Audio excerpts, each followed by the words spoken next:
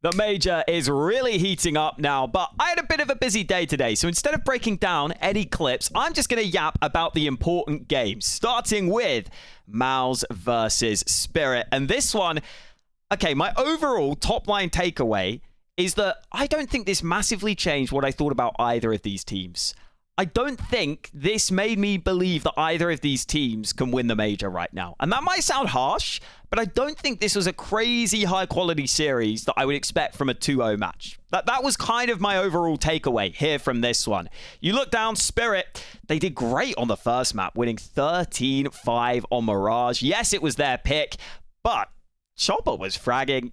And something I will give Chopper credit for is that I do think his calling looked better than I normally give him credit for today. I do think that. I think it was pretty solid overall. You get to train. Mouz just about scraped the win. Kind of a weird map where both teams did very well on the T side, which normally you feel like shouldn't happen in a high-quality game. And then in the decider, Spirit edge it out 13-11.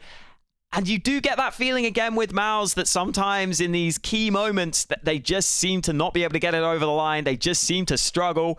Normally, though, you expect that in the playoffs. Here, it kind of happens a bit in the group stage. And again, that overpass, I didn't think it was crazy high quality. You had a lot of rounds where Chopper was just whiffing a smoke he was trying to throw from spawn. You have Mouz, I think on their CT side, they lost a couple of rounds where they had this 3A stack. They just kind of got caught by timing in the bathrooms, even though they should have been ready for the push with the information they had elsewhere. And we even had a round where Spirit lost against some USPs in bathrooms, and they didn't have the spacing or trading or utility to win the round, even though they had a full buy. They got caught out by some off angles. So yeah, I'm not sure it was the highest quality in my opinion. It was still a good game, don't get me wrong. But it's more like I didn't learn anything new about either of these teams that made me think, okay, they're real contenders compared to those top three teams of Furia, Falcons, and Vitality. And you might think I'm crazy by putting those three as still the top three, but that's how I feel right now. I wanted to talk about this timeout situation, okay? Turns out, this wasn't set at 12-9 down. It was set at 9-3 at the half. But Hallie said, and by the way, Hallie's not on Mouz, obviously. He is the coach of Spirit. He said, look, the only thing I'll ask from you, we're drained, and honestly, we don't have many chances here. We'll try our best and so on, but I ask you, if we end up playing overpass, please don't tilt over this map. And personally, I kind of hate this. I think a lot of it is good. Okay, I think admitting, look, we're drained, we don't have many chances here, I think that's all good and that's fine. They were 9-3 down going into the half. They lost 9-3 on the CT side of Train. Like that's a realistic assessment of the situation. But then saying, we'll try our best and so on. Like, it just sounds like you're giving up. It does sound like you're giving up. We'll try our best and so on. You don't sound like you believe that.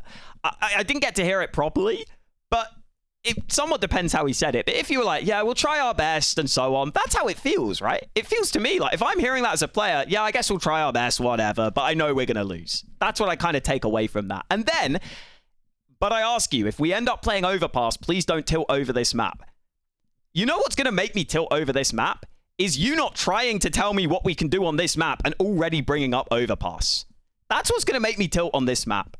I'm sorry, that's for me. And here's the tough thing with coaching.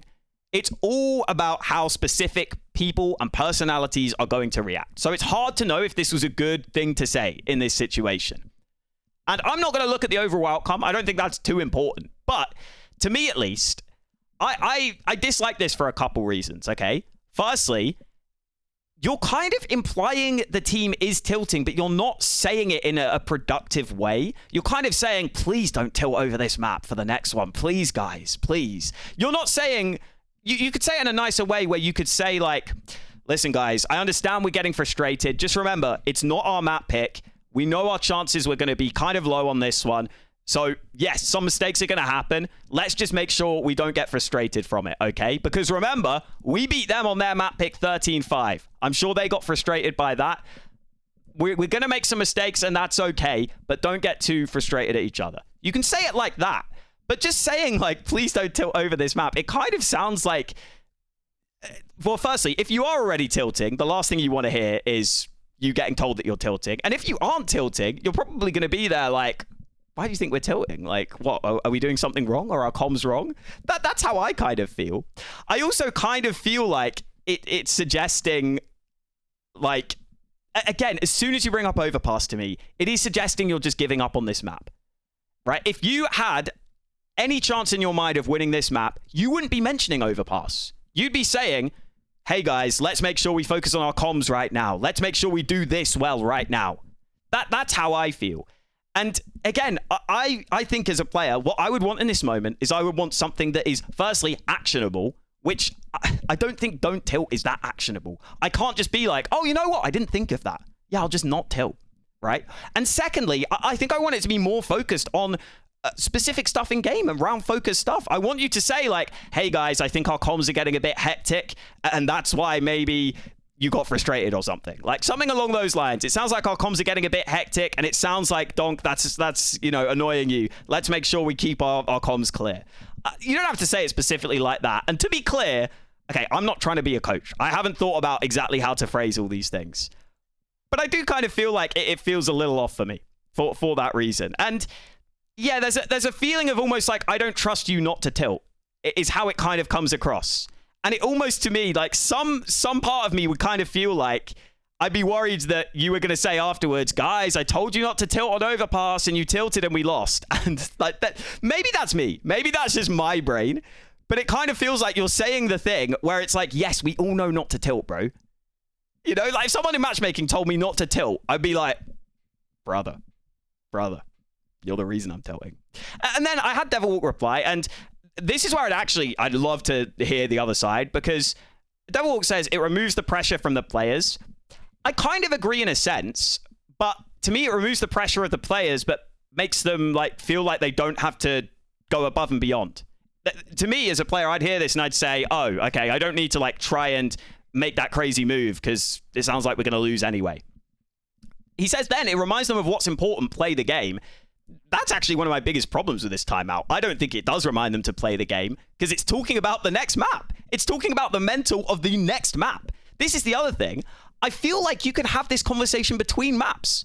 If you want me not to tilt for overpass, let's make sure we do that between maps. That's what I'd be thinking in my head. I'd be saying like, you can bring up the train stuff. You could say after the train map, you could say, okay, guys, we weren't expected to win that. Let's make sure we don't bring any frustration from train into overpass. Let's just, you know, get that out there now. Let's just try and reset. If anyone has anything they want to say, let's say it, especially if it's going to help us on the next map. And after that, I don't want us to talk about train again. We don't need to talk about train. We can get it out of our minds after this moment. You can say something like that, but I don't think you need to do it mid-map. Then 30 says, it's not about accepting defeat. It's about making sure you remind yourself of the things that make you win. It doesn't feel like that to me. It feels like it's framed quite negatively. It doesn't feel like it's reminding you of the good things that you're doing or the good things that you can do. It's reminding you of the negative thing, of the tilting. It's not a positive framed thing. It doesn't feel to me. And then fourthly, brings the players back to the basics. Again, I don't feel like it does that. If you were doing that, you could say, make sure the comms are clear. Make sure whatever's going on.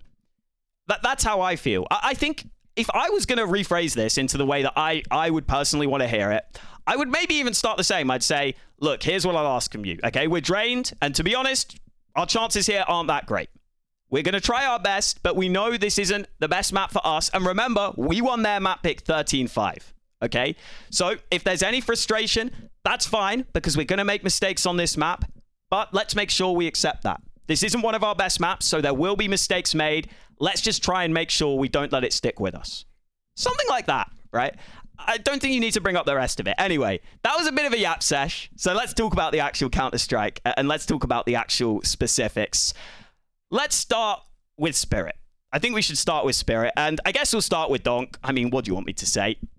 This guy's on a whole nother level. And I think we get people saying, or I hear people saying sometimes, that Spirit are really good at setting up Donk and that that's a big part of what Chopper does well. I don't see that much. I don't. I think Donk is very self-reliant as a player. I think he's one of the most reliant players. He can do so much by himself. I don't think you need to really do much for him. And sure, they do some simple things for him, but it's not like every strat is purposely, perfectly set up so that Donk is set up so that he can do everything. No, this guy just takes fights by himself sometimes. Come on, let's be real. Let's be real. It's not true for me. I think, yes, they give him space. Yes, they do set him up as you would any normal player, but it's not like some crazy different thing that they're doing here. And I think the perfect example of this, and the perfect example of why I am sometimes critical of Chopper's calling, is when you go to a map like Overpass, his T numbers here, look at his T numbers on Overpass. They weren't great. He went 6 for 8. And you know what the difference is to me? It's the Overpass is a map that I feel we all know is the hardest map to be totally self-reliant on. You can't just brute force things by yourself on T-side Overpass. It has to be more of a team game. Whereas on a Mirage, yes, Donk can brute force some entries. Yes, he can get some fair fights. On Overpass, on T-side, it's very rare the CTs will give you fights that are good for you. There are so many angles to clear.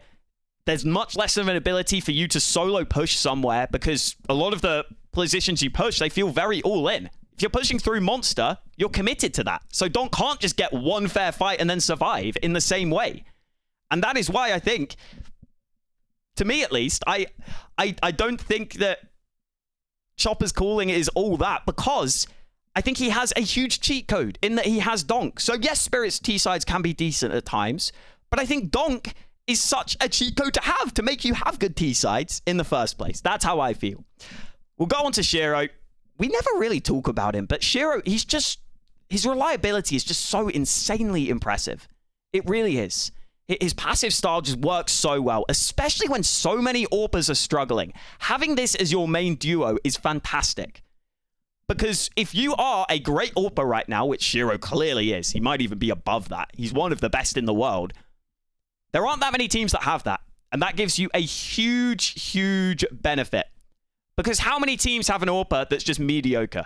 I mean, you could even look at the other side, and it's stats-wise. Torji, like, fine, but nothing special.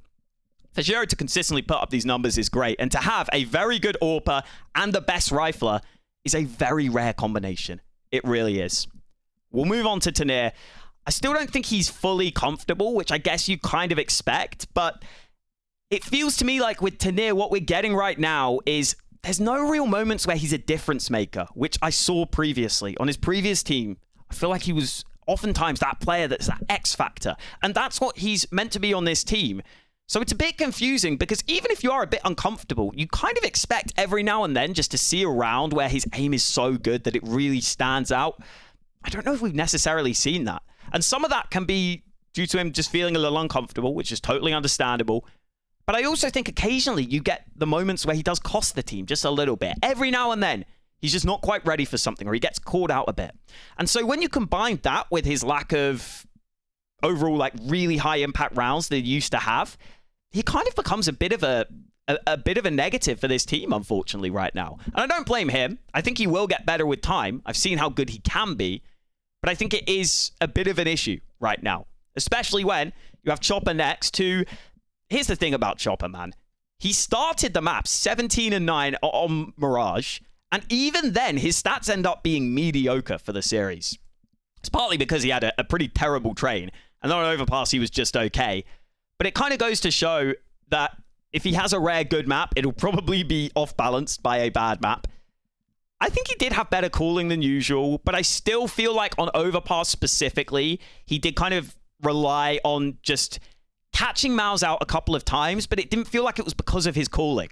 It was still them going into a stack. It was just more that Mouz got the timing slightly wrong, or someone was throwing a smoke and then they just got caught out in the open, and that gave you the opener you needed to get onto that A site. So I didn't feel like it was largely because of the calling. I think they're still going into stacks a fair bit.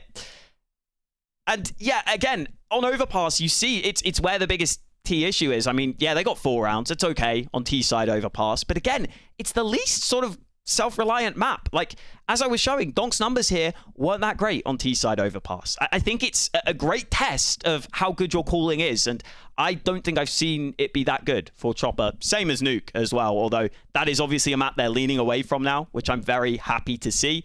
Mirage calling was good. I'll give him that. But again, you have Donk. It gives you such a benefit. He actually wasn't that good on this one, to be fair. It really was Chopper doing a lot, which was a bit of a weird one. But Shiro was still great. So yeah, I will give him credit for that Mirage. I'll give him that. But overall, it still feels a little limited sometimes on the map pool. And we'll go on to Zwei. What can we say about Zwei? I don't want to pile on this guy. I don't want to. He's just largely not good enough to be on a title contending team right now. Like, that's just facts. At least certainly in terms of comfort level. And it's one thing for him to look uncomfortable and make decision-making mistakes, which I think is fair and understandable. It's still frustrating to watch, but you kind of get why. There's pressure on him. He's adjusting to a new team. There's all these factors. The other thing is he does just seem to lose way too many fights that you kind of just have to win to become a title contending team. It's very rare to have a title contending team that has a player that's not an in-game leader that can't just win the fights they have to win almost all the time. And Zwei, more than any other player on a top team right now, I just see him lose a fight where it feels like a fight he has to win. It feels like a fight he's massively favored in. He's like 95% to win it. And he'll lose those fights like 20% of the time. And you're sitting there like, man, this just messes up everything. This messes up so much when that happens. Over on the Mouz side, I want to touch on them. Yimfat was pretty good today. I think he was pretty good.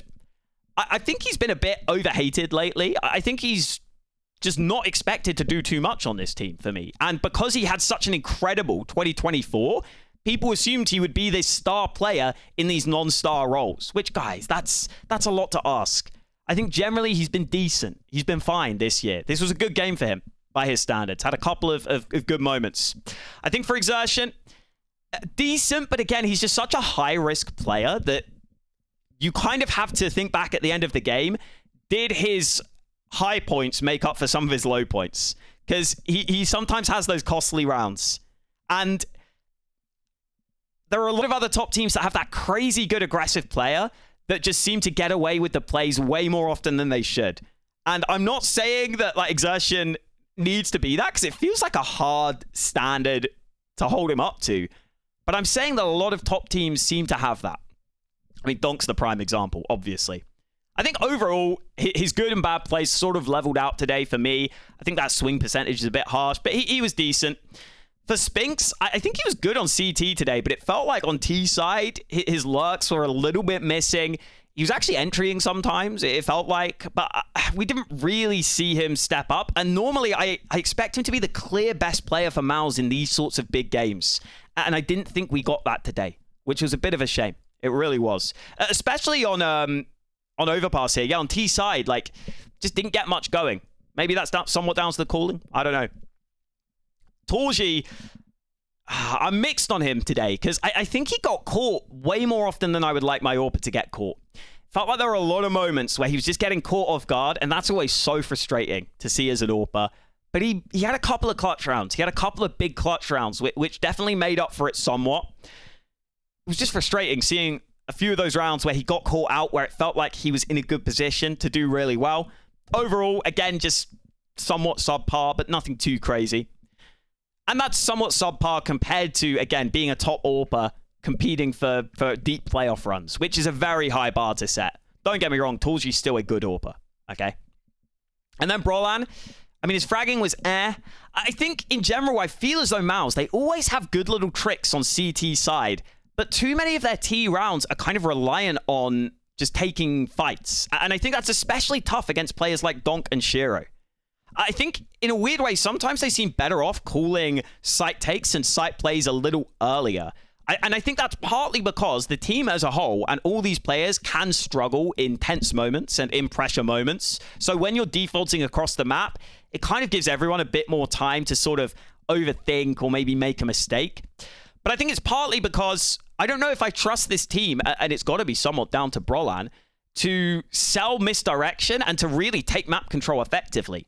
A lot of the overpass rounds, especially where they tried to take full map control, they would just lose out in that initial portion of the round. Spirit would just chuck some counter aggression at them and would just catch them out and would just ruin the round. And maybe it's harsh to say that's Brolan's calling because it's clearly a default that they're getting caught out in, but I would want him to be setting up the team in that way to make sure they didn't get caught out like that. But yeah, overall, I didn't think this was crazy high quality, but there were moments like that Spirit Mirage was incredible. They were so dominant on that. The cooling did look good. And I think that's the frustration I have with Spirit sometimes, is that feels like the potential. That Mirage map, you get it so rarely, but it feels like the potential. And you look at a Furia, for example, and you feel like Spirit and Furia's talent levels are not really dissimilar. But Furia just seemed to win dominantly a lot of the time and feel very convincing. And this map, it makes me feel like that. But then it's not there in the rest of the map pool. And it's kind of 1 in every 10 maps. We get one of those maps from Spirit where they remind you they could be incredible, but they're normally not. As for Mouz, we'll see, man. A close loss. It doesn't feel great for them, assuming they go into the playoffs. I just don't see where this team turns around those playoff issues. But who knows? Maybe this could be the moment. The other thing I'll say on Spirit, you got to remember, going into playoffs can be a different beast. Maybe that helps Spirit, because we've seen Donk and Shiro do so well there in the past. But who knows? They have a couple of rookies as well. Okay. Oh, we also had this Torji moment, which was funny. I mean, Donk is so good. He looks for the Torji is literally running away from him here, trying to deny the ace. They know where he is. Donk's moving in. This would leave him 1 ace away from Magic's record. And so Torji's whole goal is don't give it to him. Everyone else from Spirit is knightful. They really want Donk to break another record. And I mean, this is going to build some camaraderie for Spirit. Look at them go. They're letting Torji even get these kills. Donk is... I love that they had the knives out. In case you didn't know, Donk is trying to get the most aces ever in Major history. I think he's like 1 behind Magisk, which is mental. At his young age, it is mental. Eventually, Tanir had to get the kill, though. It's a shame. But a lot of fun. Okay, let's move on to Furia versus G2. Yeah, G2 is still that team that they don't quite have their reliable map picked down yet. They don't have it. And at Chengdu, they were picking Train sometimes. Now they're actually banning it here, second rotation. But the Inferno pick, it did not work at all. The Overpass is sneakily better than you would think from G2, though. When people pick it against them, they can put up a fight on that map. Seems like against Furia specifically, they actually have some ability to make them uncomfortable. But I think I do have to start by talking about Mouz, sadly. He had a bad game today, pretty damn bad. And it was, especially on CT side, I felt. Let's have a look. Oh, God, yeah, it was. 5 and 16 on CT side there for Mouz. And he was in some really important positions. And unfortunately for G2 as a whole, it feels like a team that should be very good on CT side, but that didn't happen today. Mouz in the A bathrooms, he was getting caught a lot of the time, quite early on. He would try and make plays sometimes, and it just felt like it was the obvious play at the obvious time, and so Furia would just catch it out, and he never really made up for it with any massive moments. And, you know, I would say with someone like a Mattis, he's a risk taker, and sometimes those risks go horribly wrong, but sometimes he will win you rounds just with the risks he takes. Mouz, unfortunately, the risks he was taking were quite by the numbers, and so it felt like just his feel for when to make a risky play, when to push forward, was just always off today. And unfortunately, it's a shame to say it, but it was poor, and it would need to improve for this G2 team to do well going forward. I think Heavy God, yeah, he was good today. He can be a bit hit or miss sometimes, but I think on T side especially, he's getting set up nicely. He's doing well. Some Pious, I've been saying Some Pious is the most underrated. And you know why? Because so many people are saying Some Pious is this bad AWPer and that he's holding G2 back. I'm not saying he's great. I'm not saying he's like the best AWPer in the world. I'm saying he's pretty damn good, though. He's not the problem on this team, for me. And we saw it Overpass. He had a lot of impact. He basically kept them in the game at times. Was winning a lot of rounds for the team. And again, Some Pious, I know he can step up in big moments. I think his form is slowly improving. He's slowly becoming more consistent. And this is also a matchup against Molodoy, which is not an easy matchup to have. I think that shows you that his level is improving, and I have no real concerns about Some Pious. I think sometimes he can have a game where he's a bit off, but for the most part, he is pretty reliable for me on this G2 team now. Moving on to Mattis. Pretty decent today, but again, kind of just standard Mattis, where you see him get caught out sometimes, and sometimes I wonder if he is the sort of player that you can have on like a championship contender because of how often he gets caught. But at the same time, the round-winning plays he can make when he catches people out are just so good that I think he actually can make up for it. I think he's just one of those players, one of those super high-risk players, almost like a Yakindar, where he can win you rounds, but he can sometimes just lose his life. I also think the issue that Mattis has compared to a Yakindar is that G2 are clearly just a lot looser as a team. So when he does make a risky play that doesn't work, it looks a lot worse. Whereas when Yakindar makes a risky play that doesn't work, it feels like the entire team is working around it, and so it doesn't feel as bad. Now, the thing you could say is that Yakindar seems to do a lot of secondary calling and help Furia on that aspect. Maybe that's why he knows how to tell his teammates what to do off of his aggressive plays, and he has that understanding with Fallen. And I think Mattis is too much of a rookie to maybe have that ability, so I'd love him to try and grow in that aspect of his game. Have a bit more of a say. Tell your team, hey, I'm going to make this aggressive play, and I think you can do this off the back of it. I think that would be a great way this team could improve, and I hope it comes with time. I really do. Hunter, it's tough. I think he was decent today. I think these stats are maybe a bit harsh. It didn't feel like he was that bad individually. I do think on the first map, you kind of just saw the difference in the teams, but it's harsh because Furia are just so good at playing across the map. And G2, again, they're another team where I sometimes feel like you've just got to simplify it. And there were quite a few rounds where they just go for the map control, and you'd see like Furia have the counter for that. Overall, I still like where G2 are at. I just think Furia were fantastic today. And so for G2 to put up a decent fight, I think that's not bad. And I hope that they learn from this. And I think there's a good chance that they could. Because remember, they had a fair bit of time off coming into this event. They didn't get to play at Chengdu with their proper lineup in the playoffs. They had Source standing in. They've had a lot of time off. They've changed up quite a few positions. I think this is a good learning process, and I think they will have learned a lot from this loss. I fully still expect them to make it to playoffs. Let's touch on Furia. You all wanted to hear it. These guys look just ridiculously good.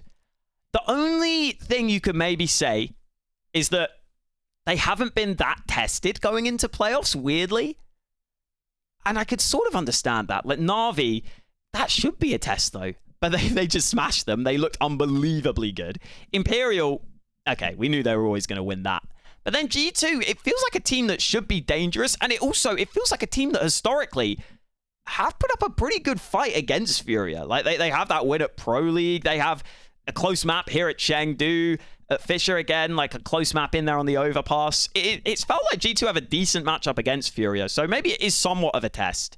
It's still not a test against the top team, but man, these guys, we heard a snippet of their comms after the first map, and their comms was so calm and concise, and Fallen would just literally say exactly what he wanted everyone to do in like one word, and so quickly. It was beautiful. He'd see the CT smoke come in. They're playing CT side on B side of Inferno. And he would say, well, initially he said, I think they've missed it. No, never mind. They've hit it. We have to go through the smoke. And he'd say it like that. And it was so incredible. And even Yakindar would chime in and say, there were 3 banana. Just super clean, concise comms. Tells everyone what they need to hear, lets them figure out what they want to do with that information themselves instead of trying to micromanage and tell them everything to do. They clearly have a lot of trust in each other. Oh, great. I mean, Quesarado was just everywhere today. Sometimes you forget that he can just be this ridiculously good player, and you forget how he had to solo carry Furia for so long because now they have all these other pieces that can chime in. But I love it when you get a game like this that just reminds you how good he is. On Inferno, just absolutely everywhere, playing long, playing different positions. You get to rotate there, and he was just everywhere he needed to be. Molodoi still so quick. He even had a quiet map on Inferno. He even had a quiet map where he was missing some shots. He still did okay on the stats. But on Overpass, he absolutely stepped it up. Again, you can see just how impactful these kills are. Like, massive round swing percentage. It just feels like whenever there's a key moment where he needs to get the kills, he just does. And it's such a rare quality for an AWPer this young to have. Yuri was good today. Really good in pistol rounds. If Yuri can keep that up, that would be a huge benefit to bring to the team.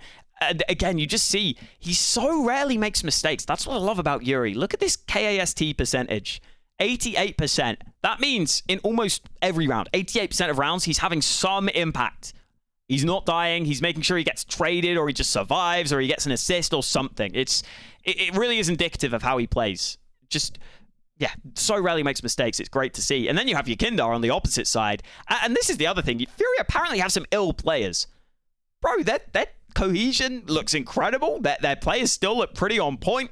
Fallen, again, solid. The calling is just so good. You can see they always have little tricks. And yeah, just hearing those comms made me realize why this team is so good in intense moments. Because that's the thing that it feels like has really been the main, I guess, talking point of this Furia team. The main thing that they are great at. For every great team, you need the one quality that makes them stand out. I remember with Vitality, I kind of always felt like with them, it was winning these insane force buys. They would win a force buy in such an important moment and it would turn the game. For Furia, it's different. It's that it feels like whenever a round is going very close, down to the wire, maybe low time, maybe just a 2v2, they always lock in. They always have that ability to stay calm and win the round. And it sounds like the comms, I don't know how with the mix of nationalities, but it sounds like the comms are incredibly clean, incredibly concise. They always have so many little tricks, which I'm sure Fallen is a big part of. I just love this team. Furia are a team where not only are they a team you will love if you are a more casual fan because you get to see the incredible players, but they are a team, as a hardcore fan of Counter-Strike, they make me fall in love with Counter-Strike all over again. Because of the cohesion, because of the tactical like now-s that they have, the way they can push and pull between the map, the way they all play off of each other, it is beautiful. It is the definition of Counter-Strike. All the little tricks that they have, wiping smokes at the right time, always like something new that they bring to the table, something fresh. They're a perfect team in like both fronts. They're perfect for nerds who love teams that bring the new stuff and for people who love seeing how teammates can play with each other beautifully.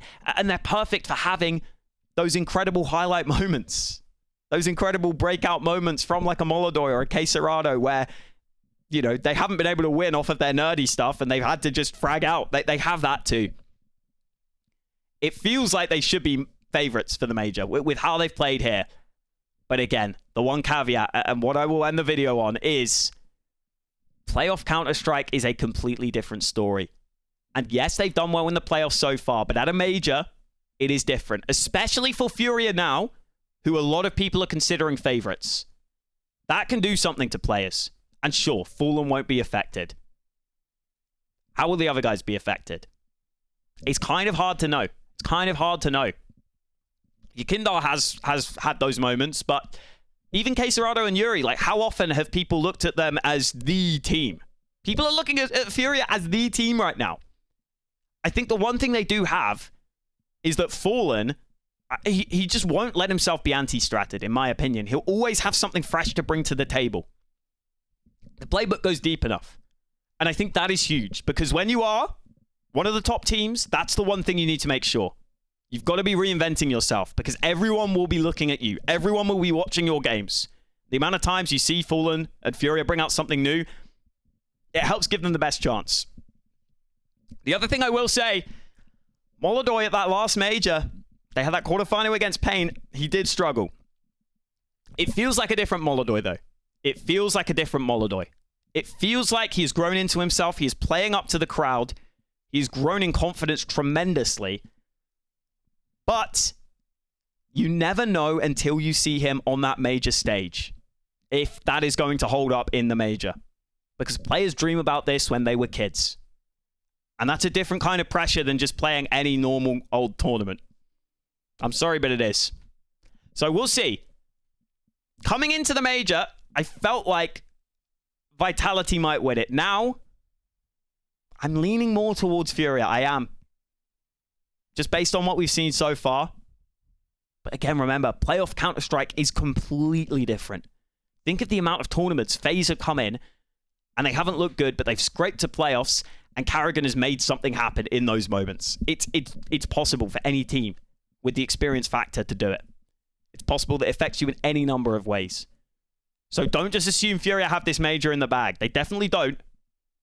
But God, do they look good. And God, do I hope they win. I think they deserve it more than any other team with how they're playing. Like, it's... I can't remember the last time I saw a top team have this many like little tricks and tactical plays. Normally, that is something that underdog teams do to try and get every edge that they can. I feel like Furia have just taken that to the next level and become the best team in the world with it. It's great, man. Anyway, that's enough yapping. Thank you guys for watching. Hope you enjoyed, and I'll catch you next time.